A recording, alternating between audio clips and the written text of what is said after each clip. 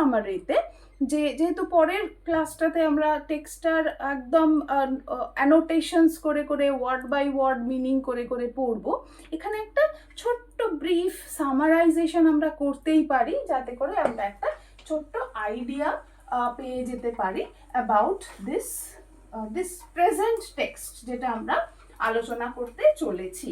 তাহলে প্রথম যে বিষয়টা আমরা এখানে শুনলাম সেটা হচ্ছে যে মেটাফর থাকবে। ওকে, তাহলে এখানে দেখো প্রথম যে স্টানজাটা রয়েছে, প্রথম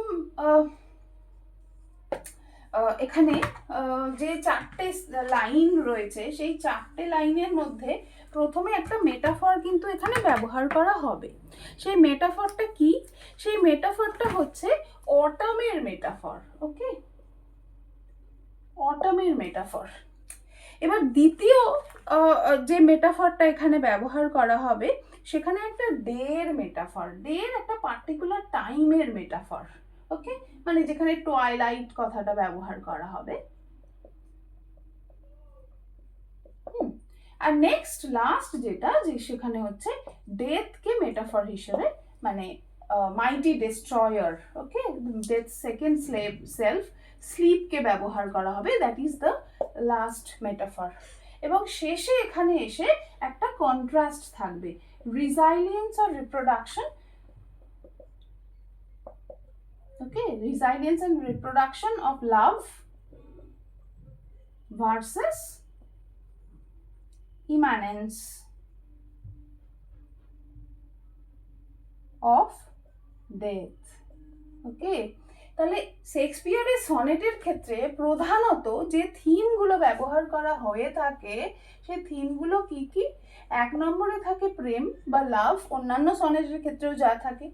দ্বিতীয়তে থাকতে পারে রিলিজিয়ন। ওকে, তৃতীয়তে থাকতে পারে টাইম, সময়, দ্য মাইটি ডিস্ট্রয়ার, সময় সব কিছু উইদার অ্যাওয়ে করে নিতে পারে, এবং অফকোর্স ডেথ। মোটামুটি এই থিমের ওপর বেস করেই কিন্তু শেক্সপিয়ারিয়ান সনেটস লেখা হয়ে থাকে। So let us come to a very very brief summary about this particular text. দেখো, এই যে পুরো টেক্সটটা ইউজ করা হয়েছে, এখানে প্রধানত মেটাফর ব্যবহার করা হয়েছে। What is a metaphor? Metaphor হচ্ছে একটা figure of speech. Okay, what is the figure of speech? আমরা নিজেদেরকে সুন্দরভাবে সাজানোর জন্য কি করি? বিভিন্ন অলংকার ব্যবহার করে থাকি। ঠিক পোয়েটসরাও কি করে থাকেন? কোনো একটা অলংকার ব্যবহার করে তার লেখনীটাকে আরো সুন্দর করেন। মেটাফর হচ্ছে তার মধ্যে একটা অলংকার। যে অলংকারে কি করা হয়, এটা হচ্ছে একটা ইমপ্লিসিট কম্প্যারিজন। দুটো ভিন্ন বস্তুর মধ্যে যখন কম্প্যারিজন করা হচ্ছে, যেখানে অ্যাজ বা লাইক অর্থাৎ মতো শব্দটা ব্যবহার করা হবে না, সেটাকে বলা হচ্ছে মেটাফর। ওকে, আচ্ছা, আর একটা যেটা পোয়েটিক ডিভাইস এখানে ব্যবহার করা হবে, সেটাকে বলা হবে এনজাম্পমেন্ট। এনজাম্পমেন্ট। What is an enjambment? Enjambment বোঝায় হচ্ছে একটা অ্যাবসেন্স অফ পাংচুয়েশন। ধরো কবি প্রথম লাইনটা লিখলেন, তারপরে দ্বিতীয় লাইনটা লিখলেন, প্রথম লাইনের শেষে কোনো কমা, ফুল স্টপ এই ধরনের পাংচুয়েশন ব্যবহার না করেই the poet directly jumps into the second line. কেন এটা করলেন? এটা বোঝাতে চাইলেন যে আবেগটা, যে ভাবটা, যে ফিলটা, যে প্রোফান্ডিটি অফ থট যেটা আমি প্রথম লাইনে ব্যবহার করেছি, সেটারই একটা কন্টিনিউয়েশন হলো। There should not be any stop, there should not be any break, there should not be any pause to it. তাহলে যখন কোনো পজ না দিয়ে একটা এক্সপ্রেশনের কন্টিনিউইটি হয় ইনটু দ্য নেক্সট লাইন, সেটাকে বলা হয়, that is a poetic device, সেটাকে বলা হয় কি? এনজাম্পমেন্ট। ওকে, তাহলে আমরা প্রথম যে কোয়াট্রেনটা রয়েছে, প্রথম 4টে লাইন, সেখানে কি আইডিয়া ইউজ করা হচ্ছে। এবং আরেকটা খুব স্পেশালিটি এখানে তোমরা দেখতে পাবে, যে দ্যাট টাইম অফ ইয়ার দাউ মেস্ট ইন মি বিহোল্ড, এই যে টাইটেলটা, সেই টাইটেলটাই কিন্তু forms the very first line of this particular text, right? কেন করা হচ্ছে? যেটা বললাম যে যাতে করে একটা কন্টিনিউয়েশন থেকে থাকে, সেই কন্টিনিউয়েশনটাই। তাহলে এখানে কোথায় এমফ্যাসিস করা হচ্ছে? Poet is just trying to emphasize on the very feeling, on the very emotion that has entered into his own mind. Okay, behold refers to observe. তাহলে এখানে পোয়েট প্রথমত কিসের ওপরে এমফাসিস করছেন? Time. The poet here is emphasizing on the very idea of time. সেই particular সেই টাইমটা, সেই পয়েন্ট অফ টাইমে please try to observe, right? The time of year thou mayst in me behold, when yellow leaves or none or few do hang upon those boughs, which shake against the cold, bare ruined choirs where late the sweet birds sang. So this is the first quatrain. তাহলে এখানে দেখো একটা সময়, তাহলে এখানে দেখো সিজনকে বোঝানো হচ্ছে। সেই সিজনটা কিসের সিজন? একটা হচ্ছে নেচারে একটা সিজন, সেটা হচ্ছে অটাম, আর একটা হচ্ছে versus human season. Okay, poet বলছেন I have come to the autumn season of my life. Autumn দেখো আমাদের দেশে শরৎ বা হেমন্ত এই সময়টা, ঠিক তারপরেই কি আসে? উইন্টার। অর্থাৎ all the verb and Vitality of my life has been উইদার্ড away. আমাকে কেউ বুঝিয়ে দিচ্ছে যে আমার জীবনে অটাম এসেছে, আমার জীবনের পাতাগুলো হলুদ হয়ে এসেছে, পাতাগুলো আর সবুজ নেই, সব পাতাগুলো আস্তে আস্তে ঝরে পড়েছে। ওকে, এবং সেই নেচারের যে সিজন অটাম, সেটা আসলে হিউম্যান সিজন, মানুষের জীবনের একটা season. Old age is knocking at the gate of my life, সেই সময়টাকে বোঝাচ্ছে। এবং দেখো এখানে কয়ার কথাটা, কয়ার মানে একটা গ্রুপ অফ সিঙ্গার্স, এবং এখানে চার্চকে বোঝানো হচ্ছে। এটা খুব সিগনিফিক্যান্ট একটা লাইন, সিগনিফিক্যান্ট একটা শব্দ এখানে। কয়ার মানে একটা রিলিজিয়াস গ্রুপ অফ সিঙ্গার্সকে বোঝানো হয়, এবং চার্চের পার্টিকুলার একটা জায়গা, সেখানে গিয়ে এরা তাদের পামস বা রিলিজিয়াস সং গেয়ে থাকেন। এটা একটা হিস্টোরিক্যাল কনটেক্সটও এটা রয়েছে। হিস্টোরিক্যাল কনটেক্সটটা কি না, এই শেক্সপিয়ারের সময়ে এলিজাবেথান পিরিয়ডে, যখন queen Elizabeth was at the centre of power, তখন অনেক ক্যাথলিক চার্চ সেগুলোকে ডিস্ট্রয় করে দেওয়া হয়েছিল। তো পোয়েট এখানে হয়তো কয়ার বলতে গিয়ে সেই উডের মধ্যে, যে সমস্ত বড় জঙ্গলের মধ্যে যে সমস্ত গাছ থাকে এবং পাতারা মিলেমিশে তাদের ডালপালার মধ্যে যে পাতাগুলো থাকে, সেইখানে এসে পাখিরা, musical birds, they use to sing a beautiful song, যেটা কয়ার বলা হতো। তাহলে সেই পাখিরা, আমার বসন্তের পাখিরা, তারা আস্তে আস্তে চলে গেছে, আমার ইউথের পাখিরা চলে গেছে। এখন I am feeling very much lonely, আমি একেবারেই একাকিত্ব, সেই একাকিত্বটাকে ফিল করছি।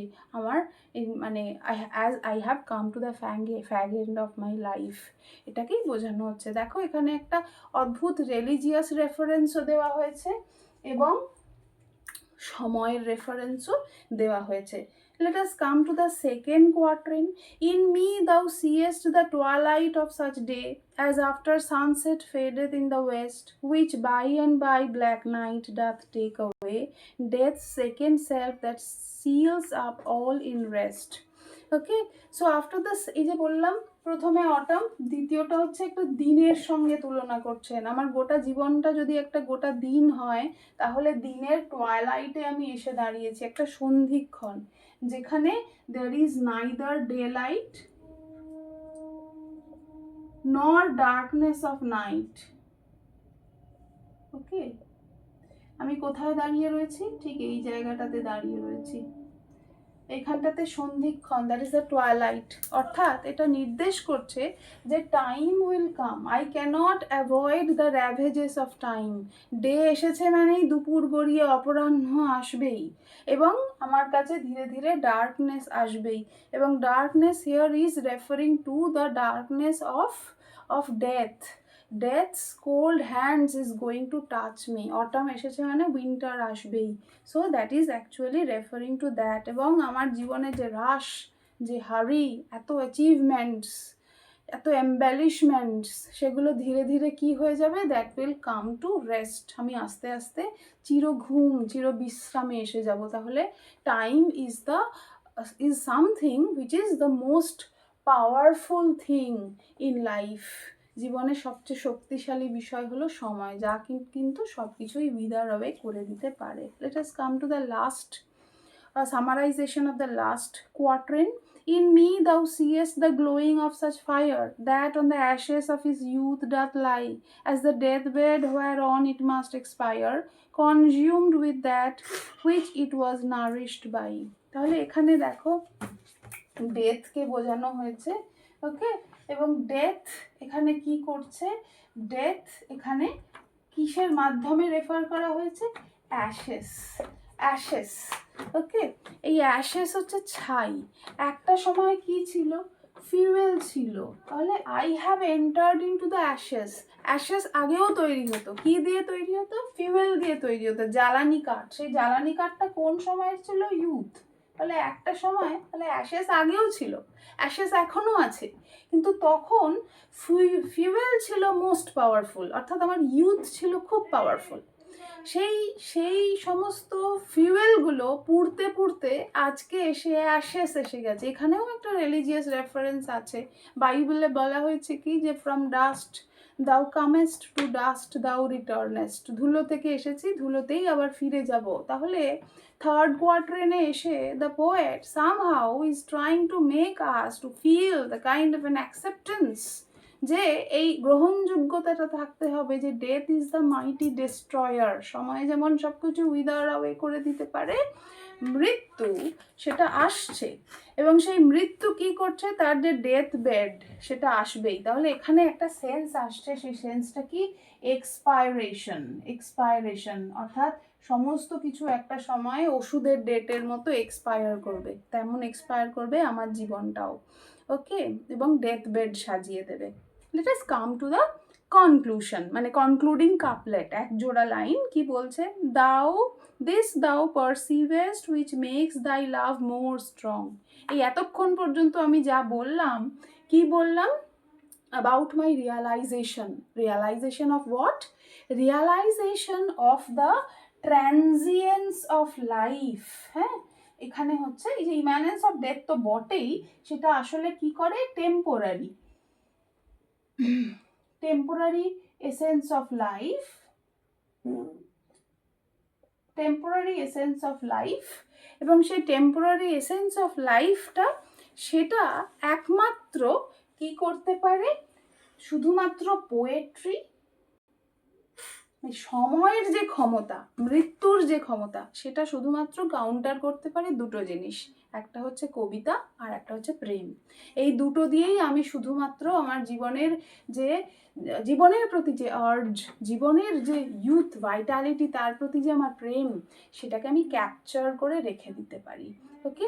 তাহলে এই যে লাস্ট যে কাপলেটটা রয়েছে, সেখানে এই কন্ট্রাস্টটাকে বোঝানো হচ্ছে যে তুমি এত কিছু তো অ্যাকসেপ্ট করলে, এত কিছু ইন দ্য সেন্স দুটো বিষয়, একটা টাইম আর একটা ডেথ, মৃত্যু আসবেই, সময় আমাকে মৃত্যুর দিকে নিয়ে যাবেই।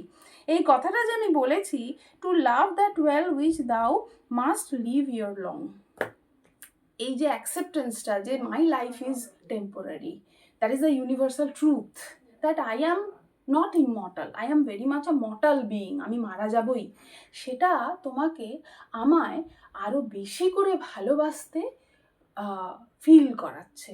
তাহলে that would make your love for me even more profound. তাহলে লাস্ট যে কাপলেটটা, সেটা শেষ হচ্ছে একটা কন্ট্রাস্ট দিয়ে। কন্ট্রাস্টটা কিসের, the resilience of love, resilience of poetry versus the immanence of death and the transience of life, ওকে। এবং এখানে মানে এটা আমরা বলতেই পারি যে শেক্সপিয়ার হয়তো এই অ্যাকসেপ্টেন্সটার মাধ্যমে, acceptance of death and acceptance of the powerful essence of time, এটার মধ্যে দিয়ে কোথাও একটা তার যে ফেয়ার ইউথ, ফেয়ার যে লাভ, তাকে তিনি ইনভাইট করছেন for a more adhesive love, for a more profound love, ঠিক মেটাফিজিক্যাল ভেইন, যেমন করে মেটাফিজিক্যাল পোয়েটসরা এটা করেছিলেন। এবং এখানে এই যে স্লিপের যে রেফারেন্সটা রয়েছে, সেটা আমাদের ম্যাকবেথের কথা মনে করিয়ে দেয়। So these are the basic and very brief cross references যেগুলো আমরা পরবর্তী যে ওয়ার্ড বাই ওয়ার্ড অ্যানোটেশনস করে যে টেক্সটার ডিসকাশন এক্সপ্লানেশনস করব তার একটা ব্রিফ ইন্ট্রোডাকশন আমরা এই ডিসকাশনটার মধ্যে দেওয়ার চেষ্টা করলাম। ওকে, I hope it will be helpful for you for a better understanding of this text. Thank you. পরের ভিডিওতে আবার দেখা হচ্ছে। Bye bye.